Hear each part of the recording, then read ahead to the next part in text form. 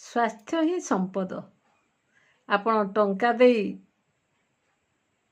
Degree କିଣିପାରିବେ, ସମ୍ପତ୍ତି କିଣିପାରିବେ, ଗାଡ଼ି କିଣିପାରିବେ, ବଙ୍ଗଳା କିଣିପାରିବେ, କିନ୍ତୁ ଆପଣଙ୍କର ସ୍ୱାସ୍ଥ୍ୟକୁ ଆପଣ ଟଙ୍କା ଦେଇ କିଣିପାରିବେ ନାହିଁ।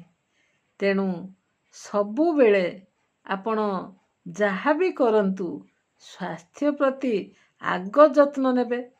ଆପଣ ଚିନ୍ତା କରିବେ ଖାଇବା ପୂର୍ବରୁ, ଖେଳିବା ପୂର୍ବରୁ, ଶୋଇବା ପୂର୍ବରୁ, କୁଆଡ଼େ ଯିବା ପୂର୍ବରୁ ମୋର କ'ଣ କରଣୀୟ, କ'ଣ ଅକରଣୀୟ, ମୁଁ ଏଇ ଜିନିଷ ଖାଇବା ଉଚିତ କି ନାହିଁ, ଏଇ ଜାଗାକୁ ମୋର ଯିବା ଉଚିତ କି ନାହିଁ, ଏଇ ଯାନରେ ମୋର ଯିବା ଉଚିତ କି ନାହିଁ।